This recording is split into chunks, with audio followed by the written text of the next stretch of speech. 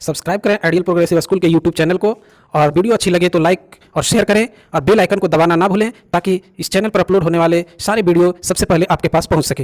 अरे बच्चों, आज आपका रेशियो एंड प्रोपोर्शन का पार्ट 3 से प्रश्नावली से आपका क्वेश्चन नंबर 4 है। एक रेलगाड़ी 7 घंटे में 448 किमी की दूरी तय करती है और दूसरी रेलगाड़ी 5 घंटे में 285 किमी की दूरी तय करती है। तो पहली रेलगाड़ी की चाल का दूसरी रेलगाड़ी की चाल से अनुपात ज्ञात करना है। तो दोनों रेलगाड़ियों का चाल पहले हम निकाल लेंगे। तो चाल बराबर होता है दूरी बटा समय। देखिए, पहली रेलगाड़ी की चाल बराबर दूरी बटा समय, तो 448 बटा 7 आया तो 64 किमी प्रति घंटा हुआ। और दूसरी रेलगाड़ी की चाल ज्ञात किए तो आया 57 किमी प्रति घंटा। इसलिए पहली रेलगाड़ी की चाल से दूसरी रेलगाड़ी की चाल से अनुपात ज्ञात करेंगे तो 64:57 हो जाएगा। और वही यहाँ पर हम लिख दिए हैं, पहली रेलगाड़ी की चाल का दूसरी रेलगाड़ी से चाल से अनुपात बराबर 64:57। नेक्स्ट है क्वेश्चन नंबर 5 में कि क्या ये 24, 30, 64, 80 समानुपात में है। तो समानुपात में जब होता है, दो अनुपात जब बराबर होते हैं तो उसी को समानुपात में बोला जाता है। और जब दो अनुपात बराबर होता है तो पहला पद और चौथा पद का मल्टीप्लाई करके जितना आता है उतना ही आता है दूसरा और तीसरा पद का। तो यहाँ पर हम लोग देखें कि 24 को 80 से मल्टीप्लाई किए तो 1920 और 30 गुने 64 भी किए तो 1920। इसका मतलब 24:30 समानुपात 64:80, यानी ये समानुपात में है। यही पूछा है इसमें कि क्या समानुपात में है, तो इसका आंसर हाँ या नहीं में होगा। तो है तो हाँ हो गया, इसलिए इसका आंसर हो गया हाँ। छठा में है, एक समानुपात के प्रथम, तृतीय और चतुर्थ पद दिया हुआ है और द्वितीय पद निकालना है। तो इसका फॉर्मूला आप लोग को लिखवाया गया है कि द्वितीय पद बराबर होता है प्रथम पद गुने चतुर्थ पद बटा तृतीय पद। तो 15 गुने 42 बटा 18 किए, काट कूट के आ गया 35। तो द्वितीय पद हो गया 35। 7 नंबर में है, क्या 27, 10, 3 समानुपात में है। तो जब दो अनुपात बराबर होता है तो समानुपात में होता है। तो यहाँ पर 3 ही पद है, तो 3 पद है, तो इसका मतलब है कि 27:10 बराबर 10:3। अगर ऐसा है, यानी दूसरा पद और तीसरा पद दोनों जगह में 10 ही होगा, तो संभव नहीं होगा, क्योंकि 27:10 बराबर 10:3 नहीं होगा।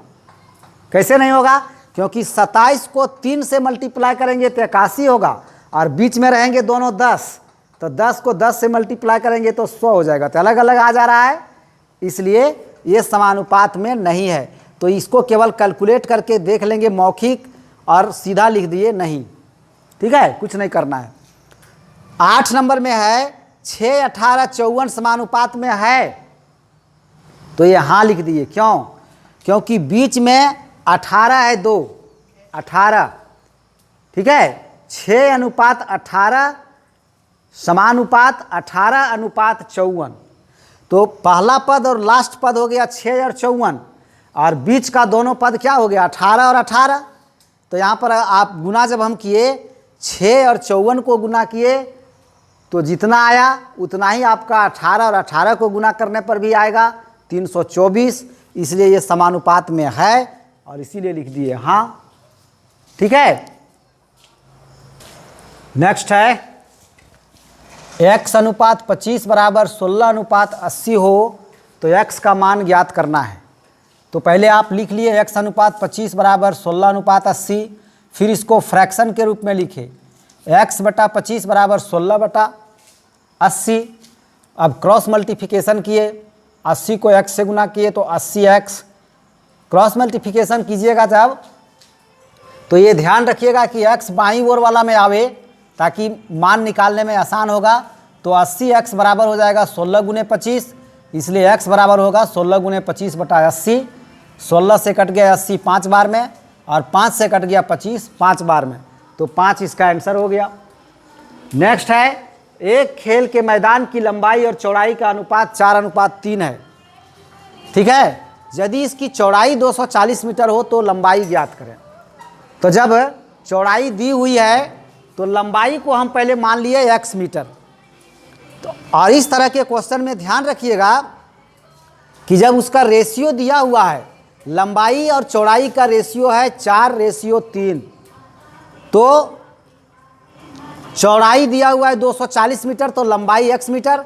तो प्रश्न से 4:3 बराबर x/240, लंबाई नहीं दिया हुआ है ना, लंबाई है 4 तो चौड़ाई है 3, और लंबाई हम x माने हैं, इसलिए यहाँ पर 4 है पहले, यानी लंबाई है पहले, तो यहाँ भी लंबाई पहले देंगे बराबर के दूसरे ओर, और चौड़ाई के जगह पर चौड़ाई बैठा दिए, यानी 4:3 बराबर x/240।